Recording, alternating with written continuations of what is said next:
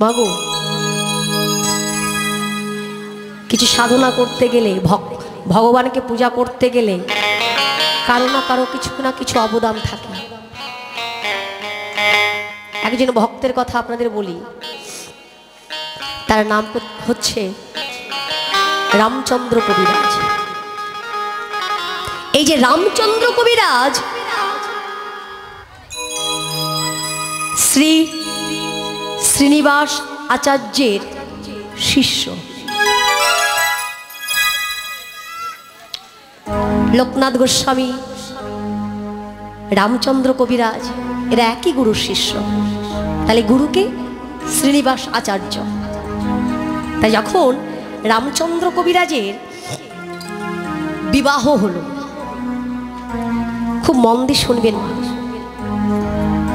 এখানে শুধু একজন ভক্ত নয়, একজন নারীর চরিত্রটা কেমন, একজন রমণীর একজন স্ত্রীর কি কর্তব্য হওয়া উচিত। শুধু আমরা জগতেই বলি না আমি স্বামী পূজা করি, স্বামী ভক্তি করি, বর্তমানে এই কথাটা আমার মতো সাধারণ মেয়েদের মুখে মানায় না, কারণ ওই সেবা যত্নটা এই কথাগুলো উঠে গেছে, কিন্তু আছে, এখনো আছে। আমাকে একাকে দিয়ে তোর সারা জগৎকে বিচার করা ঠিক নয়, তাই না? মন দিয়ে শুনবেন। যখন রামকৃষ্ণ কবিরাজের বিবাহ হলো রত্নাবলীর সঙ্গে, রত্নমালা। তার রত্নমালার সঙ্গে যখন বিয়ে হয়েছে, বিবাহের পরের দিন সকালবেলায় পালকিতে করে রত্নমালাকে নিয়ে রামচন্দ্র কবিরাজ ঘরে ফিরছে। তা ফিরবার পথে যে পথ দিয়ে যাচ্ছেন, কিছুটা দূরে একটা বটবৃক্ষের নিচে বসে বসে শ্রীনিবাস আচার্য হরিকথা, কৃষ্ণ কথা আলোচনা করছেন। ঠিক সেই দিকে ওই পালকিটি নিয়ে দাঁড়িয়েছে সবাই। হঠাৎ শ্রীনিবাস আচার্যের লক্ষ্য গেছে ওই রামচন্দ্র কবিরাজের দিকে। তার শিষ্যদের বলছে, হ্যাঁ রে বাবা, দেখ ভগবান ওকে কত সুন্দর দেহটা দিয়েছে, কত সুন্দর দেহটা দিয়েছে, অথচ সেই দেহটা যদি ভগবানের সেবায় না লাগে, এই দেহের কি কোনো মূল্য আছে রে বাবা?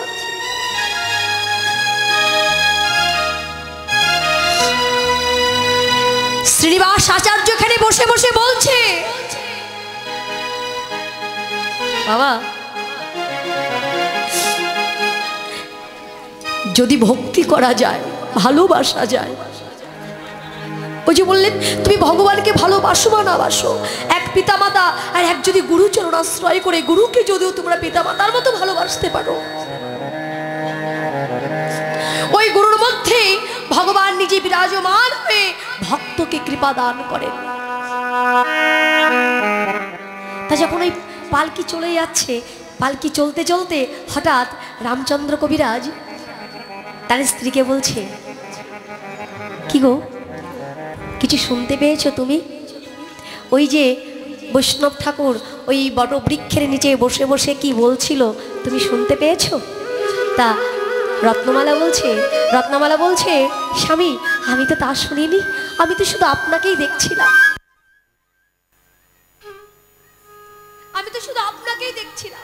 আমি তো ওই বৈষ্ণব ঠাকুর কি বলেছে শুনতে পাইনি। তা ঘরে গেছে।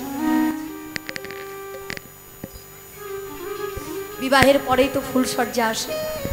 তারপর ফুলসজ্জার রাত্রে রত্নমালা পালঙ্কির উপরে বসে আছে, এমন সময় রামচন্দ্র কবিরাজ ঘরে প্রবেশ করলেন। পালঙ্কির উপরে বসে রত্নমালাকে ডেকে বলছে, রত্নমালা আমার কিছু কথা আছে তোমার সাথে। দেখো তুমি আমার অর্ধাঙ্গিনী, তুমি আমার দায়িত্ব, তোমার প্রতি আমার কর্তব্য আছে। তাই তুমি যেহেতু আমার সহধর্মিনী, আমার মনের সমস্ত কথা তোমার কাছে প্রকাশ না করলে আমি শান্তি পাচ্ছি না। তা রত্নমালা বললেন, স্বামী কি হয়েছে আপনি বলুন না আমাকে। বলছে, রত্নমালা, আমার এক মনে চাইছে আমি ধর্মপথে চলে যাই। ওই যে বৈষ্ণব ঠাকুর বলেছে না, ওই কথাগুলো যেন আমি শুনতে পেয়েছি। আমি এই দেহটাকে যদি, তার দেওয়া এই দেহটাকে যদি ধর্মপথে যদি নিয়ে যেতে পারতাম। তা রত্নমালা বললেন, স্বামী এতে অসুবিধা কোথায়? আপনি ধর্মপথে চলুন না, সংসারে থেকেও তো মানুষ ধর্মপথে যেতে পারে। বলছে, না রত্নমালা, আমি তো দুই নৌকায় পা দিয়ে চলতে পারবো না। সংসার যদি আমি করি, আমি মন্দের সংসারটাই করব, আর যদি আমি ধর্মপথে যাই তাহলে আমি সংসার ত্যাগ করব। তুমি বলো, তুমি যেটা বলবে আমি সেটাই করব। মাগো, একজন নারী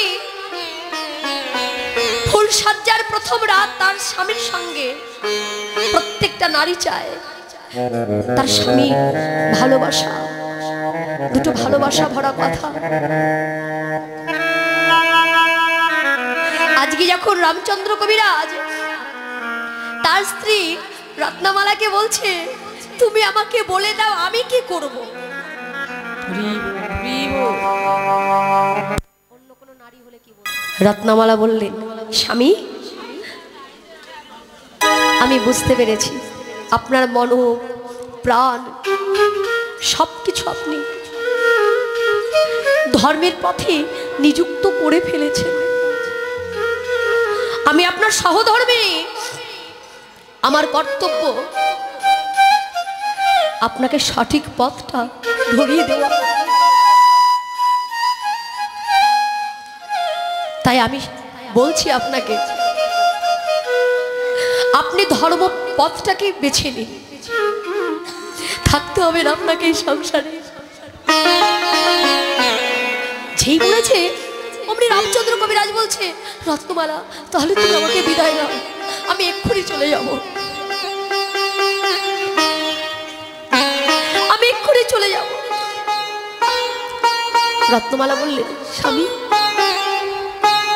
আজকে রাতটুকু অন্তত থেকে যান, অনেক রাত হয়ে গেছে। এত রাত্রে আপনি যে ঘর থেকে চলে যাবেন, ওই জঙ্গলের ভিতর দিয়ে যাবেন, কত জন্তু জানোয়ার আছে, আপনার তো বিপদও হতে পারে। আপনি ভোরবেলা সকাল হলেই চলে যাবেন। বলছে, না না রত্নমালা, আমি যদি একটা রাত্রিও তোমার সঙ্গে কাটাই তাহলে এই জগতের মানুষ আমার দিকে তাকিয়ে বলবে, ওর যখন ধর্মপথেই যাবার ইচ্ছা তাহলে বিবাহ করে একটা রাত্রি কেন স্ত্রীর সঙ্গে কাটিয়ে গেল, আমার দিকে আঙুল তুলবে। না রত্নমালা, কেউ আমার দিকে আঙুল তুলুক সেটা আমি চাই না, তুমি আমাকে বিদায় দাও। কোনো নারী পারবে? মা বুকে হাত দিয়ে বলুন তো, কোনো নারী পারবে পৃথিবীতে, এই মায়ার জগতে আমার মতো কোনো নারী পারবে যে ফুল সজ্জা রাত্রে স্বামীকে ঘর থেকে বিদায় দিতে?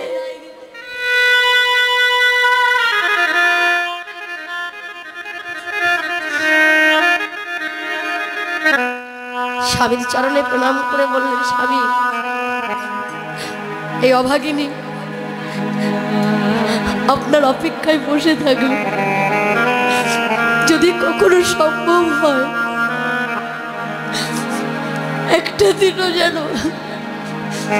আমি আপনার চরণ সেবা করতে পারি। আমি আর কিছু চাই না, আমি ভগবানের কাছে প্রার্থনা করি আপনি ধর্মপথে চলুন, আপনার গন্তব্যস্থানে যেন আপনি পৌঁছাতে পারেন। চলে যাচ্ছে, ছুটতে ছুটতে রামচন্দ্র কবিরাজ আশ্রে বললেন শ্রীনিবাস আচার্যের চরণে, গুরুদেব গুরুদেব। গুরুদেব আমি এসেছি, আপনি আপনার চরণে আমাকে একটু আশ্রয় দিন গুরুদেব। শ্রীনিবাস আচার্য বললেন, রামচন্দ্র তুমি চলে এসেছো এত তাড়াতাড়ি? আমি জানি তুমি আসবে, কিন্তু এত তাড়াতাড়ি যে আসবে সেটা বুঝতে পারিনি। এসো বাবা, তোমার জন্য আমি অপেক্ষা করছিলাম। প্রত্যেক দিন রামচন্দ্র কবিরাজ ঘুম থেকে ওঠে গুরুকে সেবা করা, গুরুর চরণ আশ্রয় করার জন্য, গুরুর কাছ থেকে আশ্রয় পাওয়ার জন্য সারাদিন গুরুর সঙ্গ লাভ করে, গুরুর মুখের বাণী শ্রবণ করে। করতে করতে দিন চলে যায়, মাস চলে যায়। সেই শুভক্ষণ সামনে, যে দিনে রামচন্দ্র কবিরাজ আশ্রয় পাবে। আগামীকাল রামচন্দ্র তুমি আশ্রয় পাবে আমার কাছে। কিন্তু গুরুদেব বলছে রামচন্দ্রকে, আগামীকাল তো তুমি আশ্রয় পাবে, তাই আমার আদেশ আজকের দিনটা, আজকের দিন রাত্রি তুমি বাড়ি ফিরে যাও। বাড়িতে গিয়ে আজকে সারা দিন সারা রাত্রি তুমি তোমার স্ত্রীর সঙ্গে কাটিয়ে আসবে। কালকে সকালবেলায় আসবে, কালকে তুমি আশ্রয় পাবে। গুরুদেবের আদেশ পালন তো করতেই হবে মা। রামচন্দ্র ছুটতে ছুটতে গেছে বাড়িতে। দূর থেকে রত্নমালা দেখলেন তার স্বামী আসছে। যেমন রাধারানী পাগল হয়েছিল কৃষ্ণের জন্য, স্বপ্নে কৃষ্ণকে দর্শন করে বলেছিল, এতদিনও পরে বধূ আইলে, দেখা না হইতো পরানো গেলে।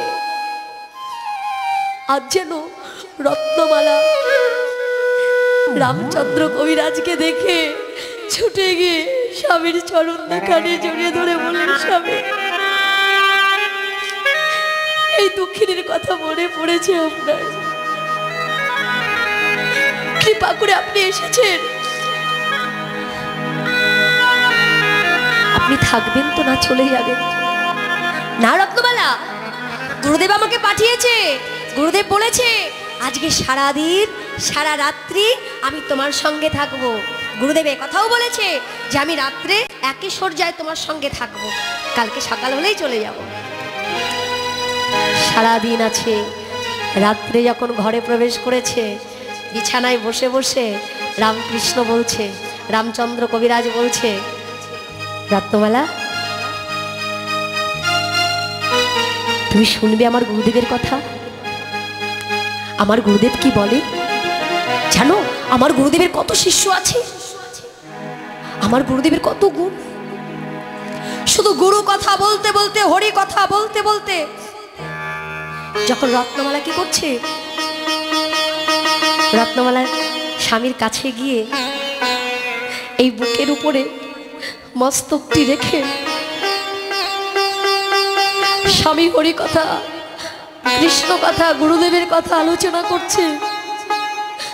আর স্ত্রী স্বামীর বক্ষের উপরে মস্তকটি রেখে সারাটা রাত ধরে স্বামীর বদনে হরি কথা, গুরুর গুণকীর্তন শ্রবণ করছে। সকাল হয়ে গেছে বাবা। যখন সকাল হয়ে গেছে,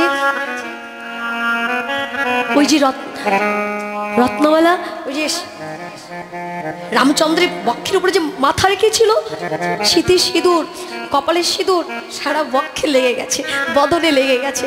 ওই অবস্থাতেই ছুটতে ছুটতে রামচন্দ্র গুরুদেবের আশ্রমে গেছে। যে সকাল হয়ে গেছে, গুরুদেবকে সেবা করতে হবে, গুরুদেবের অঙ্গে তেল মাখাতে হবে। তাই যেমনই ওই আশ্রমের সম্মুখে গিয়ে দাঁড়িয়েছে, তখন ওই লোকনাথ গোস্বামী উঠোন ঝাড়ু দিচ্ছিল, হাতে ছিল ঝাঁটা। বলছে, এই দাঁড়া, কোথায় যাচ্ছিস তুই?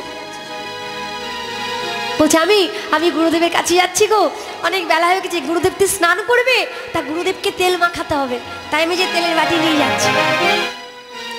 লোকনাথ গোস্বামী বললেন, তো সাহস তো মন্দ নয়, তো লজ্জা করে না? ছি, সারা নিশি স্ত্রীর সঙ্গে কাটিয়ে এসে স্নান না করে শুদ্ধ না হয়ে তুই গুরুদেবকে স্পর্শ করতে যাচ্ছিস? দূর হয় এখান থেকে, যাকে স্নান করে আয়। বলছে না, অনেক বেলা হয়ে গেছে, আমি স্নান করতে গেলে গুরুদেবের স্নান করতে বেলা চলে যাবে, গুরুদেবের সেবা হবে না। ও দাদা, আমাকে যেতে দাও না গো। কথা যখন শোনেনি, হাত থেকে ওই তেলের বাটিটা কেড়ে নিয়ে লোকনাথ গোস্বামী আর এক হাতে ছিল ঝাঁটা, ওই ঝাঁটা দিয়ে রামচন্দ্র কবিরাজকে ওই ঝাঁটা দিয়ে আঘাতের উপর আঘাত করছে। হতভাগা, তোর সাহস মন্দ নয়, তুই এই অবস্থাতে যাচ্ছিস গুরুদেবের কাছে?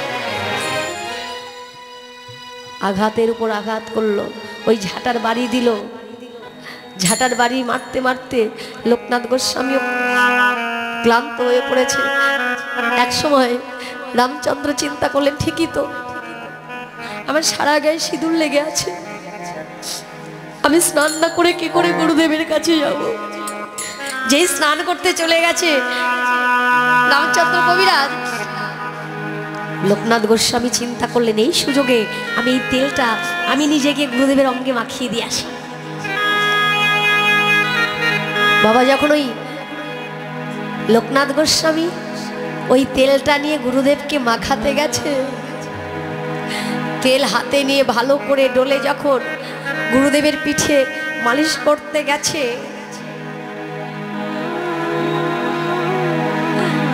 লোকনাথ গোস্বামী চমকে উঠলেন। গুরুদেবের সারা পিঠের উপরে ঝাঁটার বাড়ির চিহ্ন।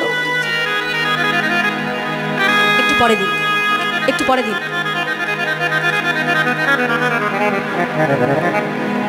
পরে দিন। সারা দেহের উপরে ঝাঁটার বাড়ির চিহ্ন পড়ে আছে। লোকনাথ গোস্বামী চিন্তা করলেন, এটা কি হলো? এ তো ঝাঁটার বাড়ির আঘাত। আমি তো ঝাঁটার বাড়ি মেরেছি রামচন্দ্র কবিরাজকে, আর সেই আঘাত আমার গুরুদেবের পিঠে পড়েছে। আমি কি করলাম? হরিবল হরিবল, আমি অজান্তে আমি গুরুদেবকে আঘাত করলাম। এই হাত দিয়ে আমার গুরুদেবকে আঘাত করেছে। যে হাত দিয়ে আমি গুরুদেবকে আঘাত করেছি, আজকে রাত্রে এই হাত আমি পুড়িয়ে ফেলবো। যে মনে মনে বলছে এই হাত আমি পুড়িয়ে ফেলবো, হঠাৎ শ্রীনিবাস আচার্য চিৎকার করে বলে, পুড়ে গেল আমার হাত, পুড়ে গেল, জ্বলে গেল, জ্বলে গেল আমার হাত, এ কেমন সংসার! এরা দিনে মারে ঝাঁটার বাড়ি, রাত্রে পুরায় হাত। শুধু শিষ্য মনে মনে ভেবেছে যে হাত আমি পুড়িয়ে ফেলবো, গুরুদেবের হাত চলে যাচ্ছে।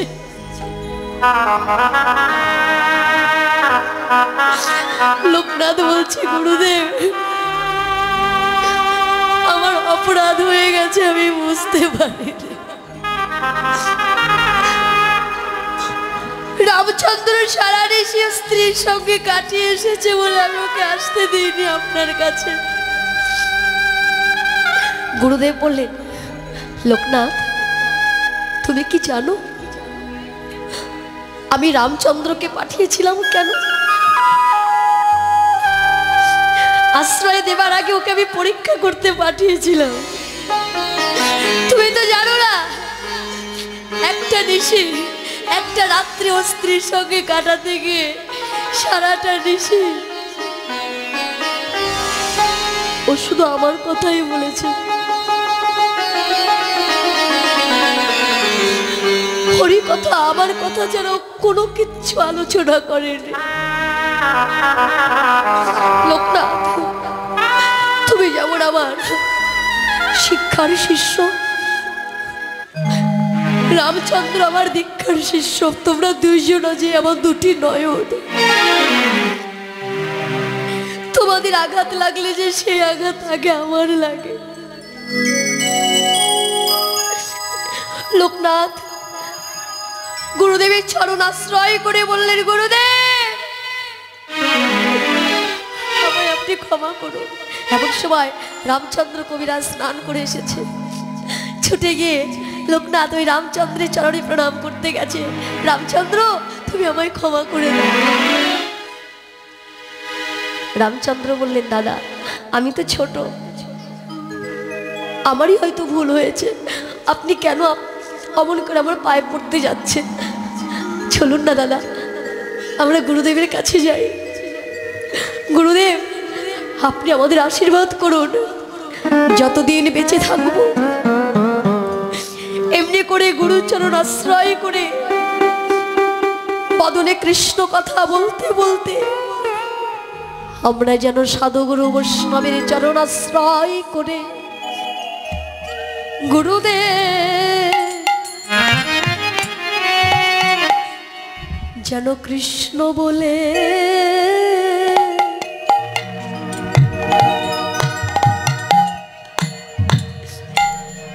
ডাকিতে পারে।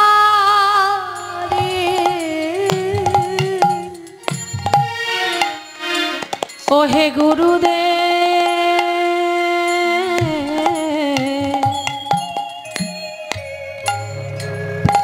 যেন কৃষ্ণ বলে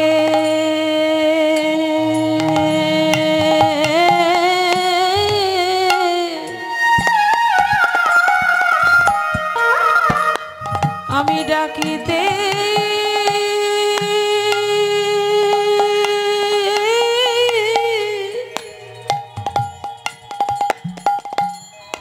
যেন ডাকিতে পারি।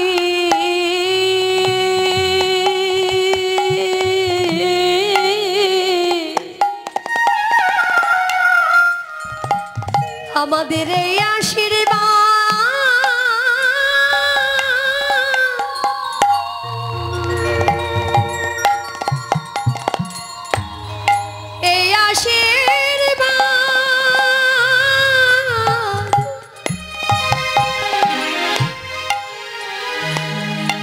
আমাদের করো,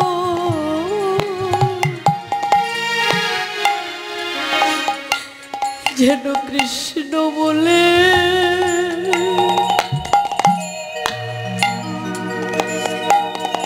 আমরা ডাকিতে পারি। গুরুদেবে আশীর্বাদ করো মোরে,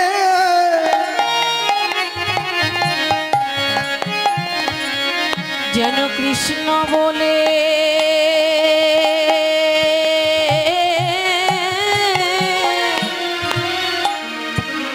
ডাকিতে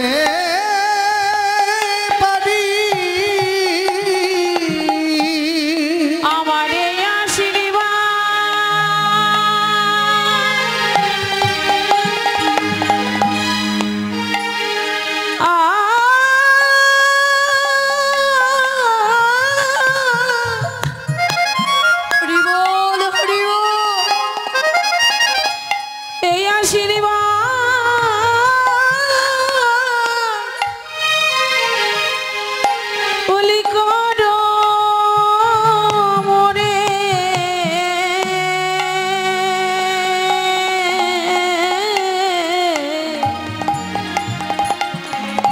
আমি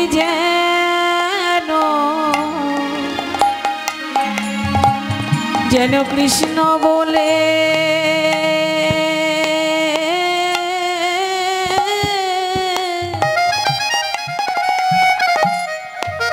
আমি ডাকিতে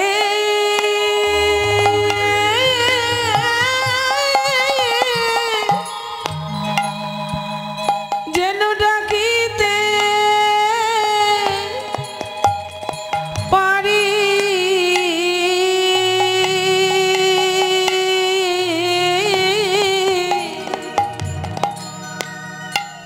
এই দেহ মন প্রাণ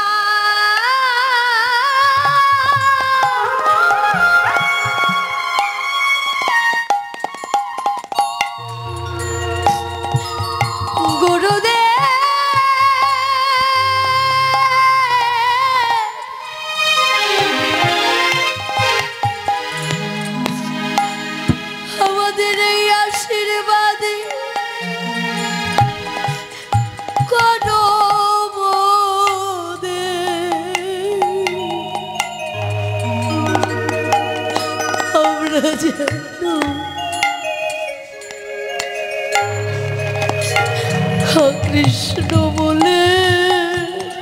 আহারে ডাকিতে পারি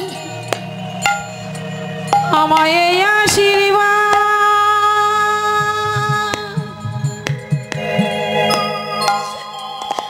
তাই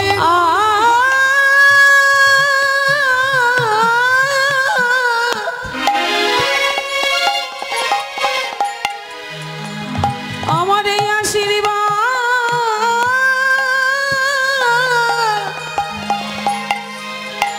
গুরুদেবী করো মোরে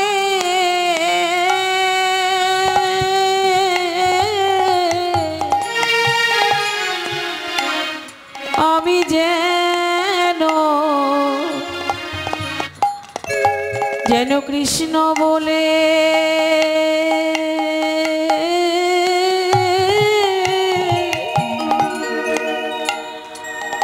আমি ডাকিতে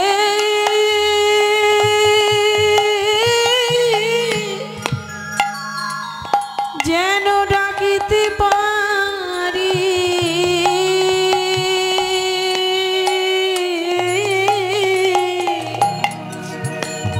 গুরুদেব ভাবে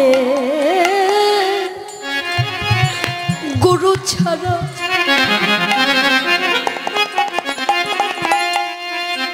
আমাদের আর কে ভাই আছে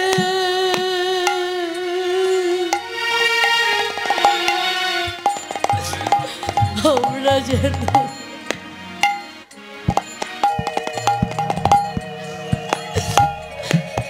কৃষ্ণ বলে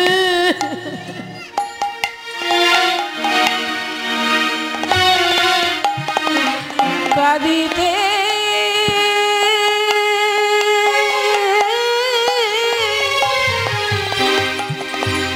যেন কাঁদিতে পারি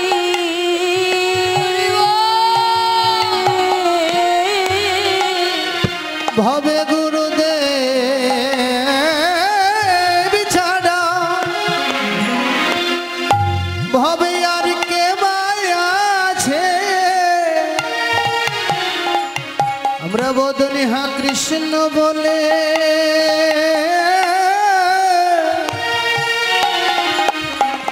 যেন ডাকতে পারি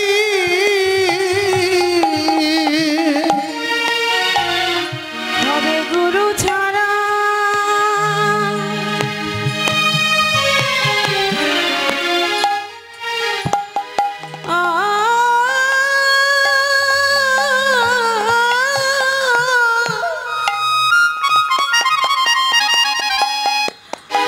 গুরু ছাড়া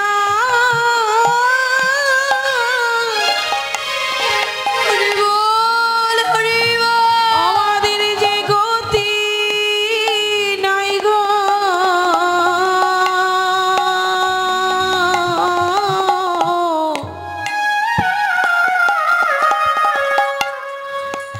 যেন সদা গুরু সেবা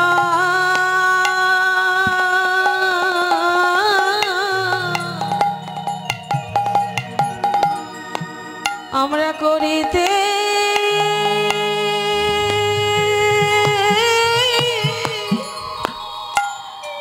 যেন করিতে পারি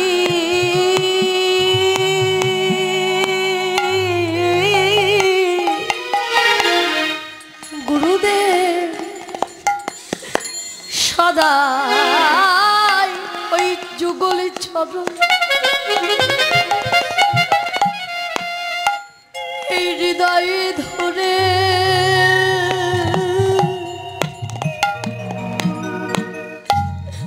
আমরা যেন ভক্ত সেবা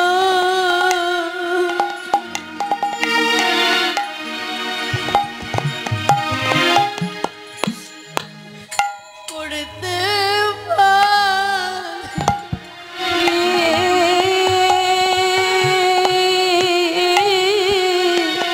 আমরা সদাই গুরু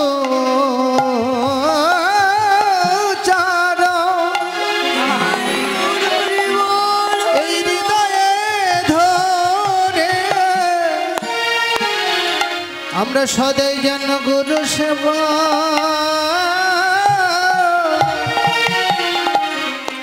করিতে পারি। সদাই গুরু চরণ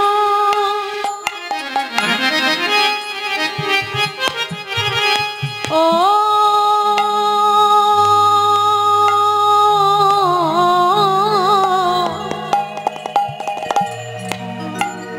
গুরুজন হৃদয়ে ধরে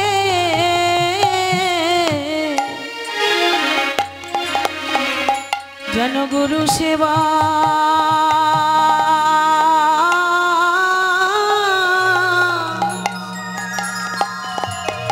আমরা করিতে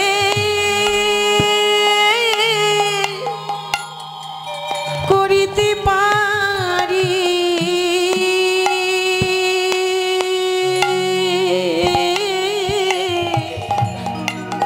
গুরুদেব ভবে আপনি ছাড়া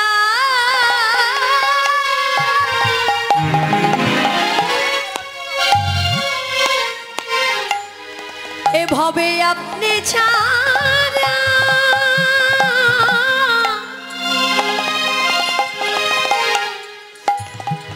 আমাদের আর কে আছে।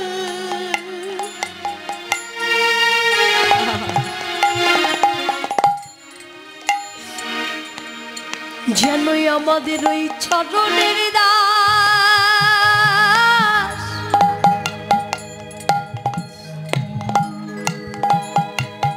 করে রেখো।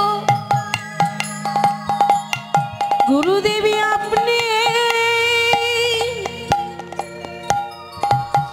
আপনি ছাড়া আমাদের কে বা আছে। ওই চরণের দাস মোদের করে রেখো। যেন ওই চরণে ছাড়া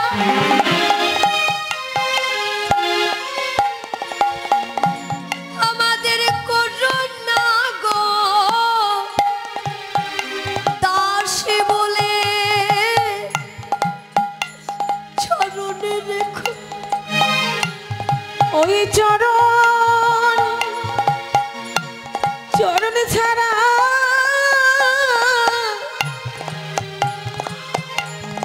আমাদের করুণা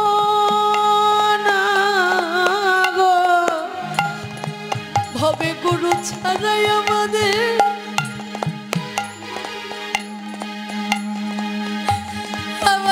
কে বা আছে। যেন ওই চরণ ছাড়া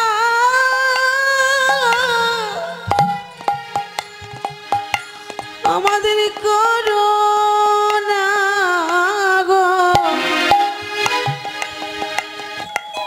গুরুদেবী দাও দাও তোমার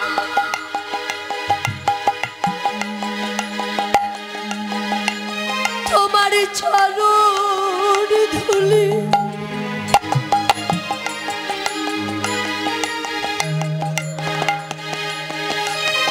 যেন চরণ ছাড়াই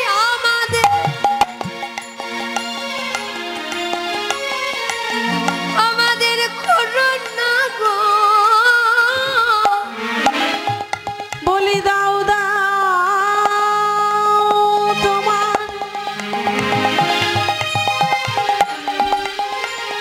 তোমার ওই চরণ ধুলি